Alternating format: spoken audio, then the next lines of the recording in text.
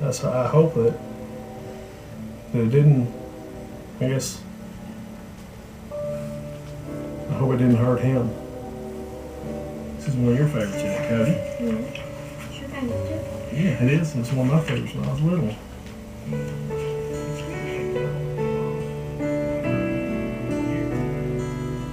Now this project, I see things like that. Hit the ball, said Danny. Hit a home run, said the dinosaur. It makes me, very aware, and I make sure with two small sons that I don't say it, because I don't want them to grow up and say that and say, "Well, my father said this," because that'd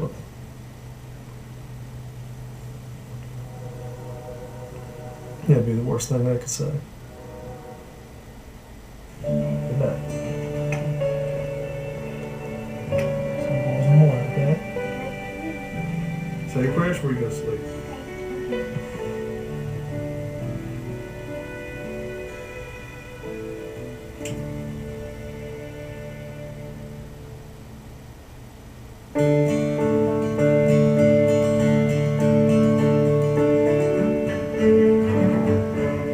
By the time the survivors visited us, we had more than 4 times the number of paper clips that we originally set out to collect. There was not a place in this school, not even a broom closet, that wasn't just flooded with paper clips. And we were at dinner one night with the Schroeders, and conversation was just flowing, and Linda, just in between bites, said, You know what I really wish we could have? I wish that we could have an authentic German rail car of the period to house our paper clips as a permanent memorial. and conversation just stopped. And we all kind of looked at each other and thought, oh, a rail car. Oh, we have to have a rail car. And the Schroeders were like, this is the idea. We will find a rail car. We promise you, we will find a rail car. I think when the decision was made to get the rail car, and the Schroeders jumped in and volunteered to find one, I really don't think they knew what they were getting into. Oh my God. We wrote to everyone and his brother and asked him, do you know where a cattle car like this is? And everyone and his brother wrote us back, there are no such things. And then we decided to look for it ourselves. And we went on a detective tour. We drove 3,000 miles crisscross through Germany and went to every rail yard we can imagine. And kaboom, we found one. This car has a long history. It was built 1917, then 1933 Nazism came, and then it transported victims to concentration camp, and then it went on another journey. And the journey was from north of Berlin, from the Railroad Museum to the German port of Cuxhaven. Well, the Schroeders called us one day at school and said that they were successful in finding the car. And they said it would be a short time that they would ship the car from Germany to the United States to the port of Baltimore.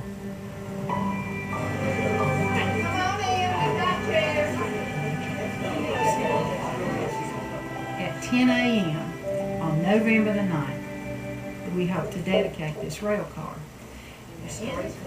When we got to a certain point in establishing this memorial, we realized we needed lots and lots of help. So we said, okay, we're going to have a community meeting.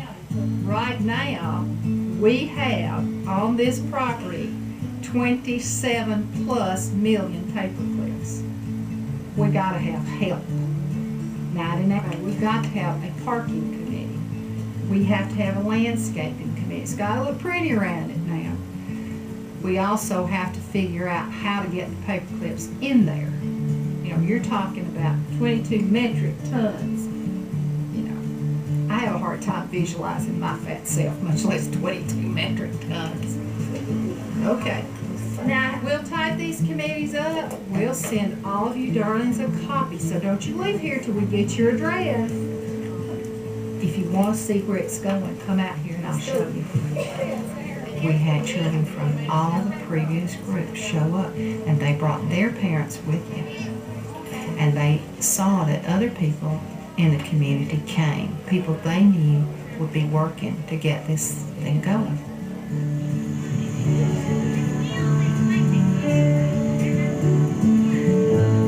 This community is going to have a piece of living history like no other communities have. No huge, large urban areas, nobody else has a piece of history like we're going to have here. The car will sit approximately halfway between this one. Sometimes when I think about this project, I think, who is really in charge of this project? Not be closer than 20 feet to that wall. People who are interested in this project will call me up and say, what's your plan? So is Well, I never had a plan. What do we know about building a memorial? What do I know about getting a rail car from Germany? I think that there's a far greater power than the people at Whitwell Middle School in charge of this project. And if not, you tell me how we got this far. I said God created the world in less than 7 days, and someone said yes, and he didn't have Linda Hooper helping him.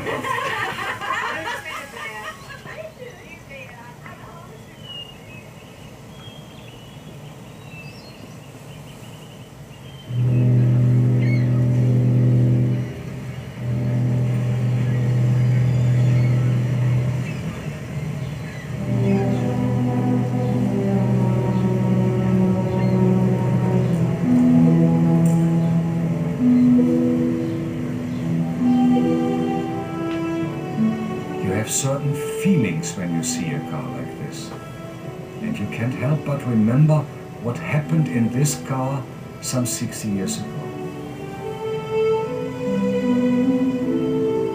Our work is done, I think.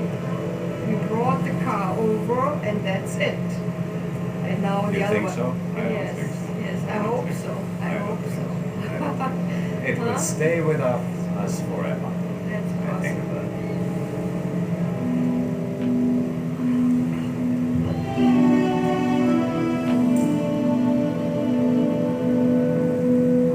We thought we have seen this cattle car now numerous times. We know this cattle car. It can't do anything to us. Then you realize what this car actually means.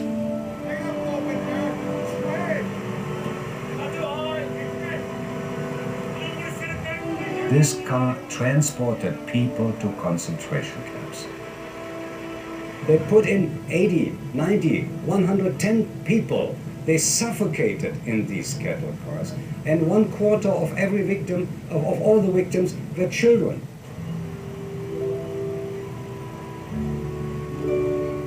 Now it is here in Baltimore.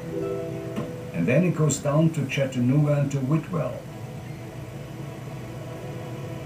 But this will be the end of this car's journey. This car will not transport people anymore.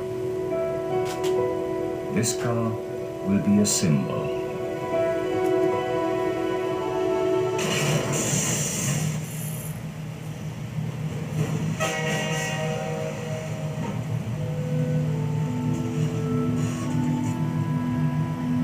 Symbols make us think. Symbols can change the world. And sometimes symbols are all we have to help us maintain our resolve. Even on our darkest and our most tragic days.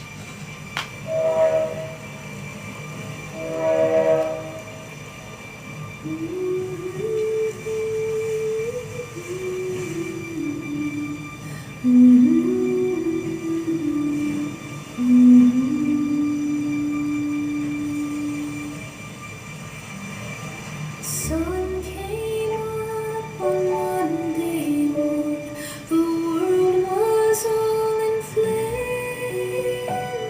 It's all a mortal man can do to make it right again. Swing and turn, jubilee, live and learn, jubilee. Time has come to travel more. I made my way alone. Souls will mend the journeys, and this road will take me home. Swing and turn, jubilee, live and learn, jubilee. Swing and turn, jubilee, live and learn, jubilee.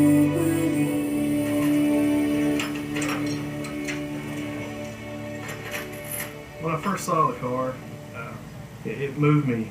I mean, almost to tears. And that's the reason I went up and laid my hands on the car to start with, to sort of, in my mind, go over what's happened with this car and what it's meant to history and what it means to me personally.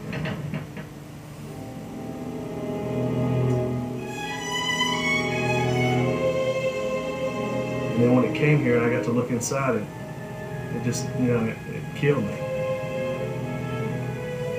It's unbelievable the thoughts that go through your head.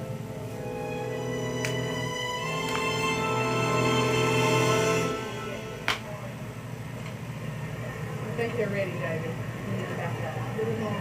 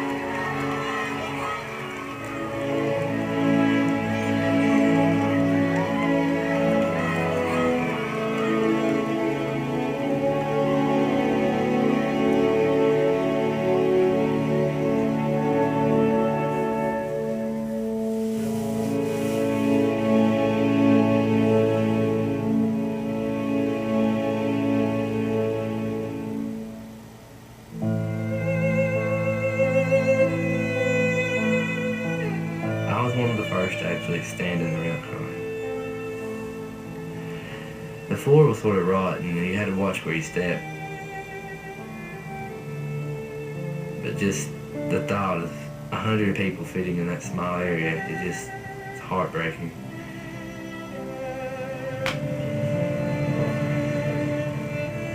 And Miss Hooper got up there with me and she just burst into tears. When people began to climb into the rail car, I couldn't handle that. Because to me, it had a life of its own. And I have never been in a car yet that I don't hear those voices and feel that pain.